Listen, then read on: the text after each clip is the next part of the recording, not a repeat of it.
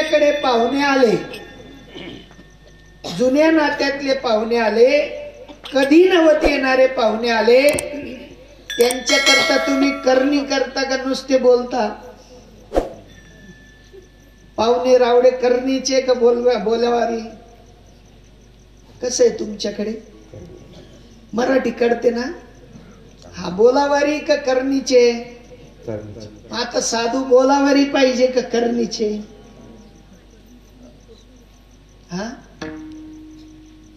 साधू महात्मे बोलावारी नसावेत, आधी केले आणि मग हा आम्हीच तिथून गंमत पाहत राहू तर नाचणारे येतील कुठून? त्यांना गरज नाही. गरज आहे इथल्यांना. इथल्यांनी जर का ते अंमलात आणलं तर सामान्य नक्की अंमलात आणल्याशिवाय राहणार नाहीत. विठ्ठल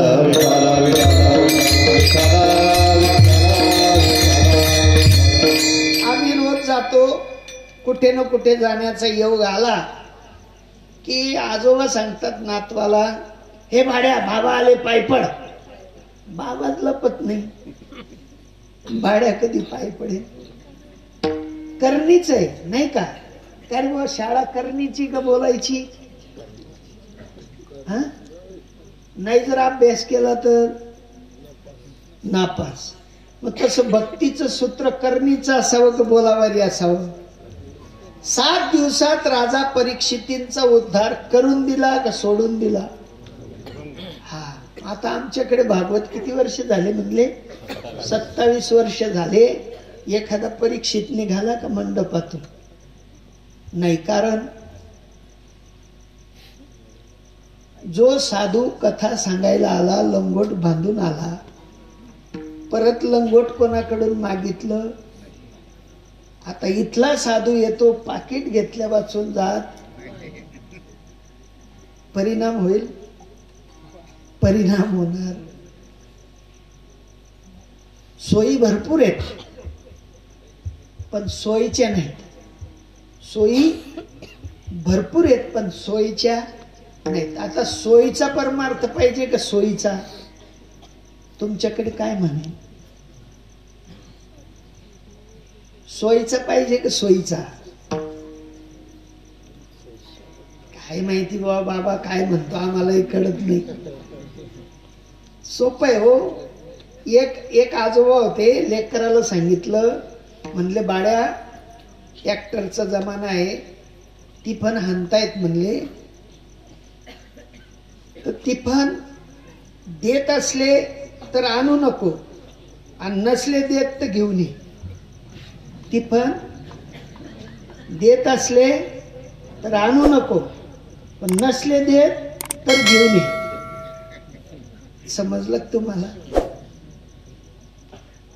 ते म्हणले त्यांच्या शेतावर तिफन देत असले तर आणू, पण देत नसले तर. सगळं उलट झालं, बोल्यावारीच झालं. साधू सांगतो काय आणि आम्ही ग्रहण करतो. नमरूपालाही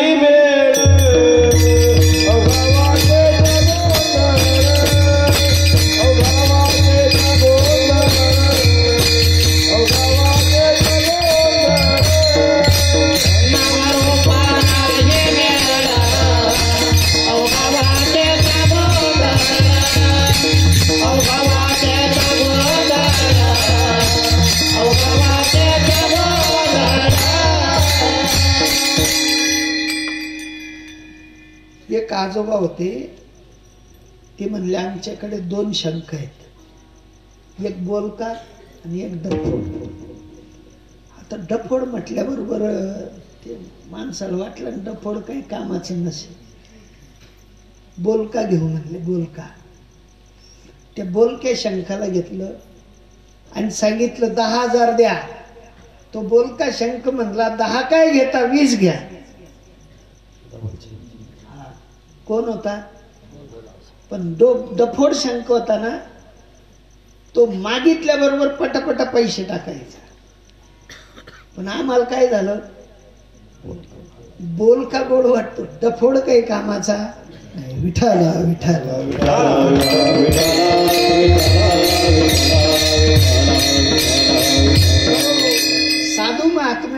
मुळात बाबांनो जीवनामध्ये सगळं कर्तव्य करणीचं. या बाबांना तुम्ही 7 दिवस बोलवलं आणि त्यांनी नुसतं पक्वा पाहायचं आणि हसायचं, पक्वा पाहायचं आणि हसायचं, वाजायचा आणि मोठं बोर्ड बांधून द्यायचं, मी मृदुंगमणी आहे.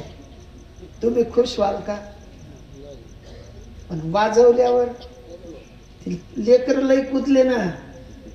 करणीचा परिणाम आहे. बिना करणीने कुठलंही कार्य सिद्धीकडे जात नाही. तद्वत या ठिकाणी सुद्धा साधू महात्मे म्हणतात परमार्थ सुद्धा बोलावारी नाही, परमार्थ सुद्धा करणीचा आहे. आणि ज्यांनी ज्यांनी करणीचा परमार्थ केला त्यांच्या नावाला मात्र आजही अमरत्व आहे. नारदांनी परमार्थ केला, करणीय नाव आहे का गेलं? सुख परमार्थ केला, नाव सनकादिक ऋषी, व्यास महर्षी, पराशर ऋषी, वशिष्ठ मुनी, वाल्मिकजी, असतील नसतील तेवढे 18 पगड जातीतले साधू ज्यांनी करणीय परमार्थ केला त्यांचं नाव मिटलेलं नाही, मिटणार नाही आणि मिटत नाही. मग आता तुम्हा आपल्याला वाटावं की नाही आमचं बी कुठेतरी नाव राहावं? वाटतं किती जणांना? सगळ्यांना वाटतं, पण करणीय सूत्रात बसत नाही. सोपी गोष्ट आहे, अजून सोपं करून सांगतो. एका खेडेगावामध्ये एक शिकारी होता आणि तो शिकारी रोज कबूतर पकडायला जायचा. काय पकडायला जायचा? रोज कबूतर पकडायला जायचा आणि रोज शिकार करून आणायचा. पण एका साधू पुरुषाने विचार केला की आपण एखाद्या कबुतराला हुशार करावं आणि कबूतर हुशार झालं म्हणजे ते दुसऱ्याला जाणले. मग त्या शिकाऱ्याकडनं एक कबूतर त्या सज्जन पुरुषाने मागितलं आणि सांगितलं की बाबा मला एक कबुतराची गरज आहे, मला देतो का? त्या शिकाऱ्याने सांगितलं की पैसे द्या आणि कबूतर घ्या. कबूतर घेतलं आणि त्या कबुतराला मात्र शिकवण चालू केली. रोज एकच धडा शिकवला, शिकारी आएगा, दाना डालेगा, जाल बिछाएगा, फंसने का. शिकारी दाना जाल फंसने का. रोजचा धडा शिकून शिकून शिकून शिकून त्या कबुतराला इतकं प्रवीण केलं की त्याला दुसरी बोली बोलता येत. आणि त्याला प्रवीण केल्यानंतर सगळ्या त्या थव्यामध्ये परत सोडून दिलं. परिणाम काय झाला? एखादा व्यक्ती अमेरिका तुमच्या अहिरवाडीतनं जावा आणि त्याने 5-7 वर्षानंतर परत यावा. परत आल्यानंतर तुमची आपली पाहायची भावना बदलते का राहते? आपण म्हणतो तू कसं बोलतो तिथे, तो म्हणतो थँक्यू विचारल्याबद्दल. आनंद वाटतो ना आपल्यालाही की तू तिकडून काहीतरी नवीन शिकून आला. तसं ते कबूतर आपल्यातनं गेलेलं आणि 4-6 महिन्यानंतर परत आलं आणि मग त्या परत आलेल्या कबुतराला सर्वांनी विचारलं तू कुठे होता? ते म्हणलं ती विचारू नका, मी जी शिकून आलो ते तुम्ही शिका. आता सगळ्या कबुतरांना शिकवलं. काय शिकवलं?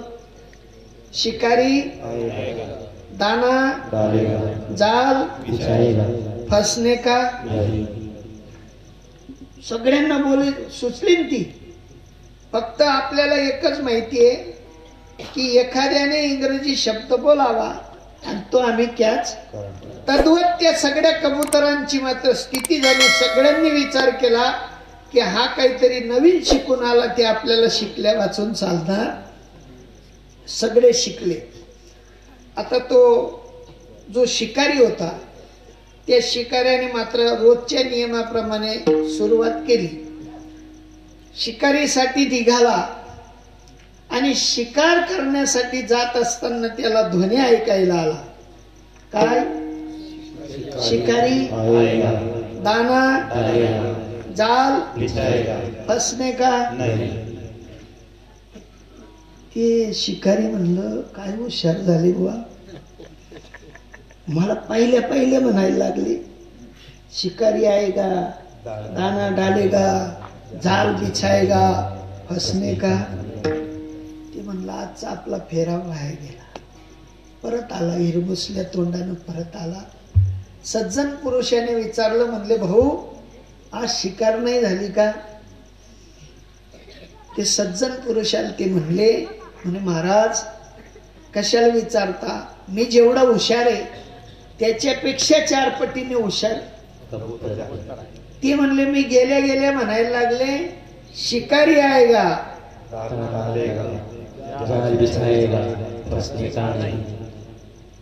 मी एवढं त्यांना कसं काय ज्ञान झालं मला कळत नाही. म्हणले भाऊ तू प्रयत्न केला दाणे टाकले का?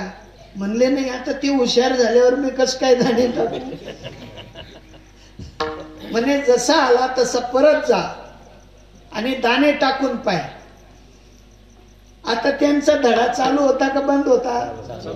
धडा चालू होता. शिकारी आएगा दाना डालेगा जाल बिछाएगा फसने का. परत त्याने टाकले दाणे. दाणे चरायला लागले. दाणे चरता चरताही धडा हा शिकारी आएगा दाना डालेगा जाल बिछाएगा फसने का. जाळं टाकलं, जाड्यात अटकले तरी धडा बंद. जाळ्यातून घरी न्यायच्या तयारीत तरी धडा. आमचंही तसंच आहे कबुतरांवाणी. आम्ही रोजच्या शिकारीत दाणेही खातो, जाळ्यातही पडतो, पण जाळ आटकून सुद्धा जाळ्यातनं तो धडा बंद करत. त्या धड्याने फायदा होणार. बोलते मगर करते. शिकारी आएगा म्हणतायत, दाना डालेगा म्हणतायत, जाल बिछाएगा म्हणतायत, पण अटकायचं काही सोडत अटकणं. साधू महात्मे म्हणतात की बाबा बोलण्यावारी परमार्थ नाही, बोलण्यावारी सुटका होणार नाही. कारण संतांचा उपक्रम आहे. संत महात्मे म्हणतात की आम्ही ज्याप्रमाणे तरले तरती हा भरवसा नामधारकाचा ठसा. तरले आता हल्ली पूर्ण काळात सुद्धा तरती, आताही तरती, मागेही तरले आणि पुढेही तो ओघ बंद होणारा नाही. पण तो ओघ आपल्याला सापडला पाहिजे. विठ्ठल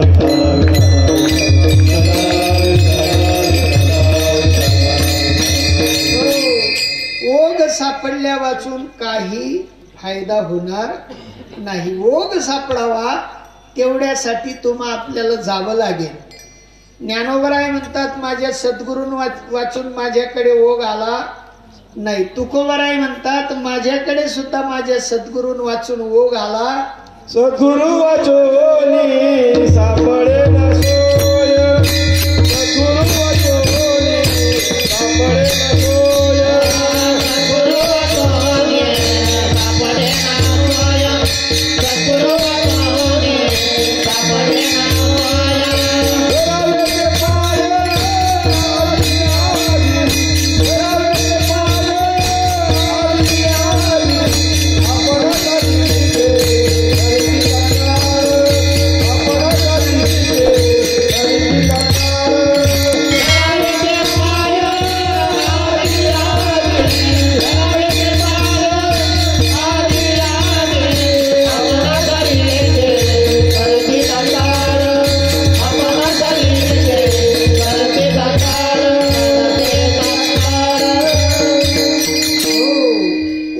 सद्गुरूंच्या कृपेने येतो. म्हणून साधू संतांना सांगावं लागलं सद्गुरु वाचोनी सापडेना सोय, धरावे ते पाय आधी आधी, आपुना सारिखे करीती तात्काळ, नाही काळ वेळ तया लागी. काळही लागत नाही आणि वेळही लागत नाही. एखाद्या श्रीमंत पुरुषाने एखाद्या सामान्य जीवाला दत्तक घ्यावं, दत्तक पत्र करावं आणि आपल्या मांडीवर बसवावं. किती क्षण लागतात पैसेवाला व्हायला? लगेच, काही काळ वेळ लागत नाही. तद्वत साधू महात्मे सांगतात की आमच्याकडे तीच रीत आहे आणि त्या रीतीचं ज्या ज्या जीवांनी अवलोकन केलं त्यांच्याकरिता पुन्हा सारिखे करीती तात्काळ नाही काळ वेळ तया लागी. अजून सोपं करून सांगतो. तुमच्या आपल्याकडे ते स्वयंपाक बनवायला लांगड बनवतात. लांगड बनवताना आता नसेल कदाचित, पण अगोदर बनवायची.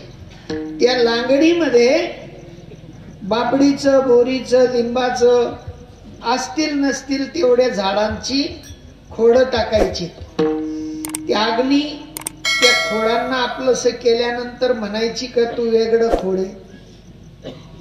म्हणत नव्हती. कारण ज्या अर्थी अग्नीमध्ये एखादं सूत्र जावं आणि ते अग्नी स्वरूप व्हावं, तद्वत या ठिकाणी सुद्धा साधू सूत्रामध्ये जो जीव बांधला जावा तो साधू झाल्या वाचून राहत नाही. विठ्ठल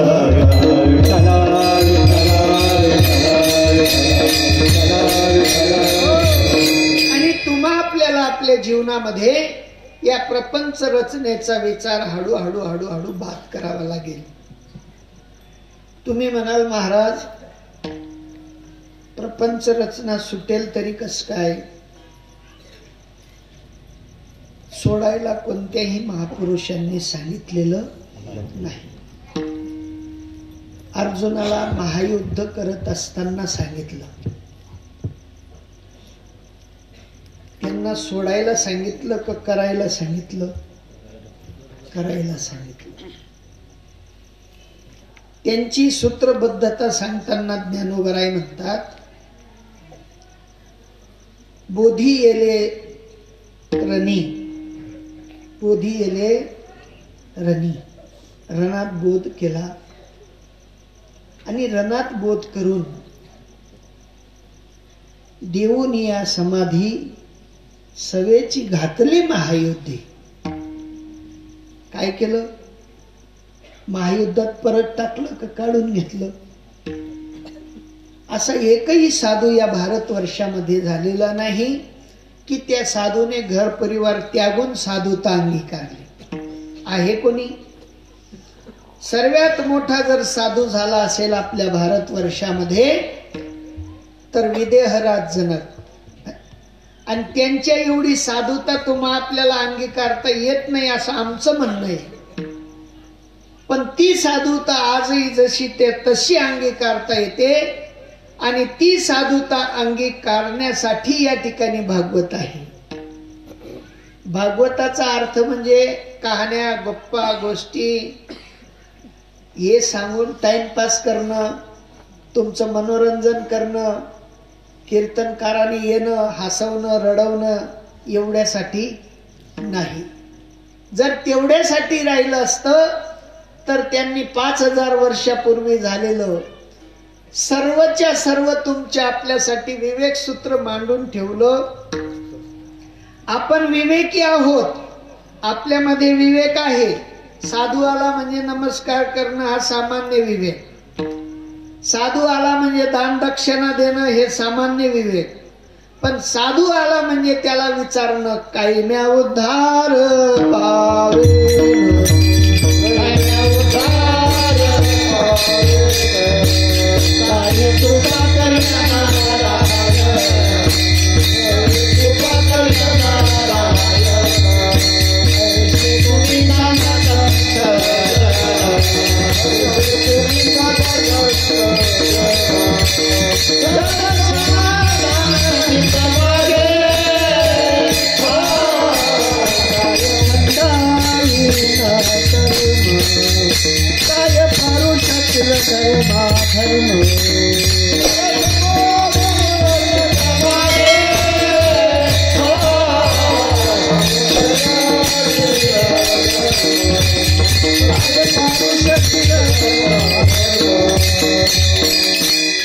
हो साधू आल्यानंतर साधूला विचारणं, काही म्या उद्धार पावेन, काही कृपा करील नारायण, ऐशे तुम्ही सांगा संतजन, करा समाधान चित्त माझे.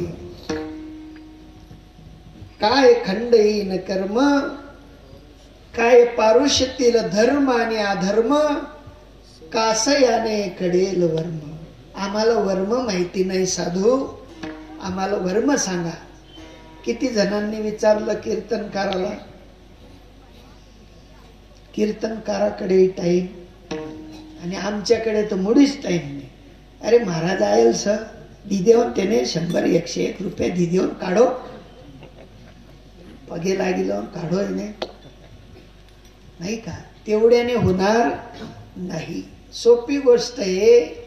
तुमच्या आपल्याकडे स्कीम आली होती आता, कोणती?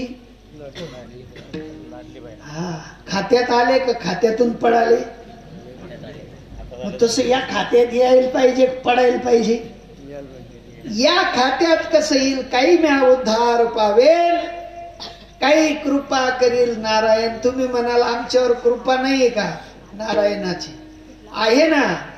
धनाने संपन्न आहोत, संपत्तीने नटलेले आहोत, पण मात्र आदर्श माझ्या साधूंचा अंतकरणात आलेला नाही. विठ्ठल विठ्ठल विठ्ठल.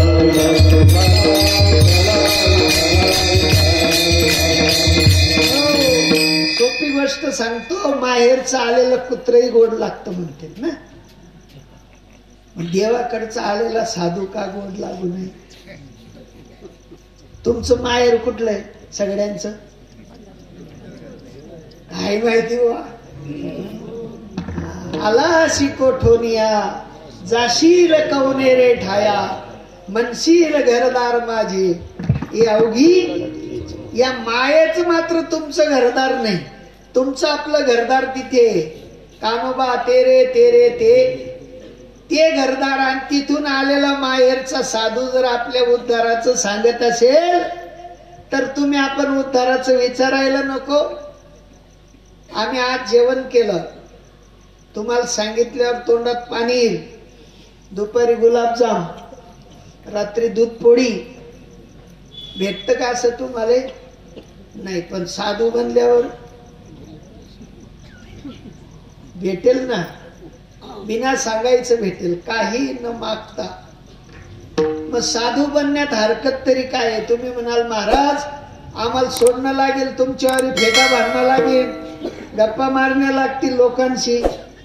काही करायची गरज नाही, काही करायची. ठाईच बैसुनी करा एक चित्त, आवडी अनंत आडवावा.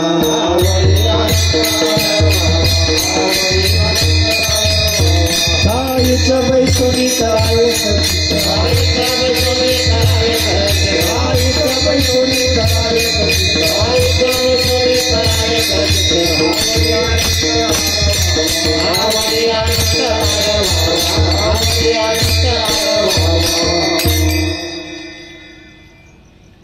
काय कठीण नाही. जे देवाला आपल्या हातून जीव घालायचे त्यांना कळलं नाही. कोण? रामदेवरायांना कळलं नाही. तुमच्या आपल्या पुण्यभूमीमध्ये सगळ्यात जास्त तप करणारा महात्मा झाला कोण? चांगदेव महाराज. किती वर्षे? ज्यांना 1400 वर्ष जीवन लांबवता आलं त्यांना कळलं नाही. ओ देवी नशीन वाढविता, ओ देवी नशीन वाढविता, ओ देवी नशीन वाढविता, ओ देवी नशीन वाढविता. 1400 वर्ष शरीरेले जगलं, 1400 वर्ष शरीरेले जगलं, 1400 वर्ष शरीरेले जगलं, 1400 वर्ष शरीरेले जगलं.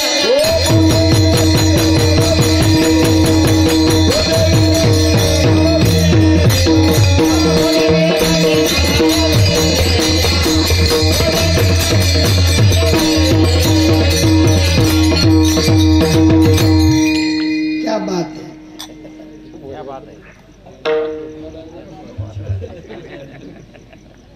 एकदा टाळ्या उद्या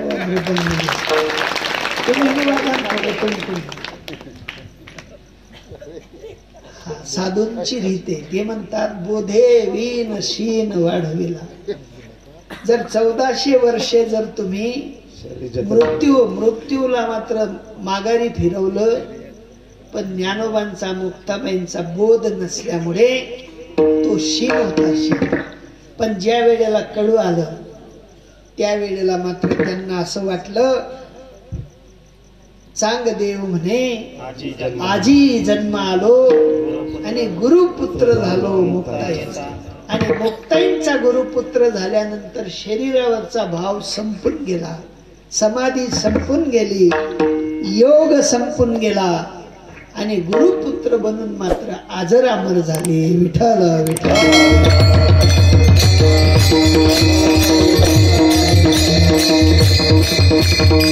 असं तुमच्या आपल्या सुद्धा अंतःकरणामध्ये तेच आहे. मला इतकं कळतं, मला इतकं येतं, मी इतका हुशार, मी इतका श्रीमंत, माझ्यासारखं कोणीच नाही आणि माझ्यासारखं कोणीच नाही. त्याच्याने घडणार नाही. त्याच्यासाठी साधू संतांकडे जावं लागेल. भगवंत सांगतात अर्जुनाला, बाबा तद्विधी प्रणिपातेन परिप्रश्नेन सेवया उपदेक्षन्ति ते ज्ञानम ज्ञानिनम तत्वदर्शिना. तत्वदर्शी संतांकडे जा, त्यांना विनम्र भावाने शरणागत व्हा आणि विचारा. तनु मनो जीवे चरणाशी लागावे, अगर्वता करावे दास्य सकर. मग त्या ठिकाणी अशा पद्धतीचं दास्यत्व केलं तर ते दयाळू असलेले साधू मग अपेक्षित जे आपुले सांगतील पुसिले. जेणे अंतकरण बोधले संकल्पा नाही. तुमच्या आपल्या अंतकरणामध्ये कितीतरी संकल्प विकल्प आहेत, पण साधूचा बोध झाला तर मात्र ते संकल्प इटडून जातील, विकल्प इटडून जातील आणि तुमच्या आपल्यासाठी साधूची शाळा कायमसाठी उघडी होईल. कायमसाठी साधूची शाळा उघडावी तेवढ्यासाठी हे भागवत आहे. कोण कोण होतं 7 दिवस? हा, हे बघा, लेकरच होती फक्त. इकडे कोणीच नव्हतं. तुमच्याकडे केळी टाल पडतं भुईमुगात, तसे टाल पडतं, तसं कथे टाल होत काय पडले. तुमच्या फायद्यासाठी विचारतोय, कोण कोण होत सांगा ना. मी आज होतो, 5 मिनिटं होतो तरी 10 बोट वर केले, आणि तुम्ही 7 दिवस होते तरी हात वर करणं गेले. तुम्हाला तुमच्या फायद्यासाठी विचारतो, 7 दिवस तुम्ही कथा ऐकली, कोणत्या कोणत्या साधूची कथा ऐकली ते विचारतो. काय माय ते काय लक्षात राहत? घरी कुलूप लावलं की नाही ती आठवण नाही. पाहुणे आले उठून जाणं लागलं, साधू कथा तरी कस काय समजेल? श्रीमद भागवत महापुराण म्हणजे ज्या ज्या साधूंनी जे जे आचरण केलं त्याचा आढावा म्हणजे भागवत महापुराण आहे. आणि त्या साधू सारखं आपल्याला होता आलं पाहिजे म्हणून भागवत कथा ऐकायची. विठ्ठल.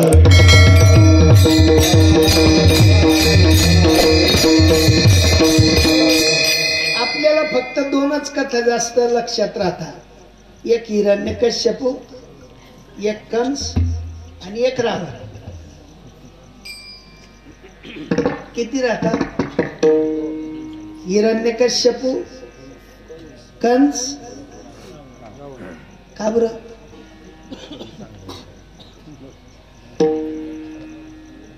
त्याचाच भाव धरून जीवन जगतोय आम्ही, तीच लक्षात राहील नाही का?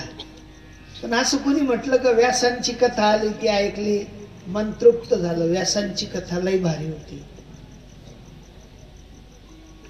श्रीमद भागवत महापुराण सांगण्यासाठी प्रथम स्कंद पर्याप्त आहे 4 वर्ष. किती? 4 वर्ष. प्रथम स्कंद किती वर्ष? एकच स्कंद 4 वर्ष चालतो. आणि आमच्या एकच कथेत सगळी भागवत महापुराण होऊन जाते. कळेल कधी? नाही कळणार. तुम्ही लेकराला पहिल्या वर्गात घातलं की डायरेक्ट 15वीला पाठवता का? पहिली आणि 15वी बस, दुसरं काही नको लेकराला. चालेल? चालणार नाही. श्री पासून तर इतिपर्यंत सगळं समजलं पाहिजे. तुम्ही शेतीचे निपुण असलेले महात्मे आहात. तुम्हाला शेती करताना प्रत्येक गोष्टीचं लक्ष ठेवावं लागतं. खोडाला खत किती आणि कधी द्यावं, पाणी किती आणि कधी द्यावं, त्याचं सूत्र बिघडल्यावर काय होईल? बाग जाईल ना, नाही का? बाग जाऊ नये, शेतकऱ्याचं सूत्र आहे बाग जाऊ नये, म्हणून प्रत्येक वेळेला जोपासणी केली जाते.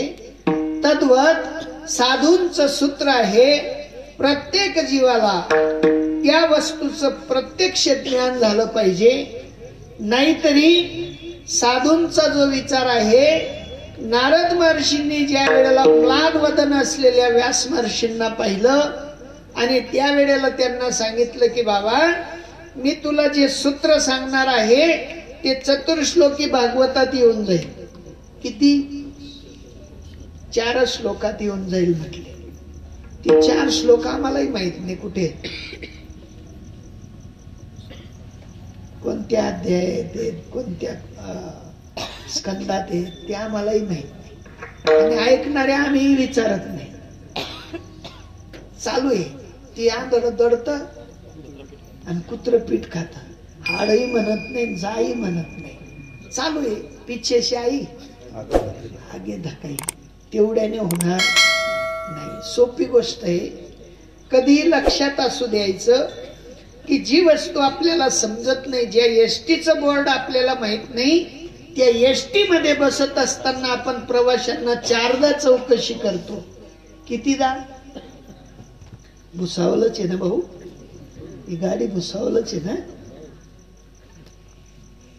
विचारतो का राहतो का अंदाजे बसून देतो? जिकडे नेईल तिकडे जाऊ. चालेल? सामान्य 2 तासाचा प्रवास आमचा 4दा चौकशीचा आहे.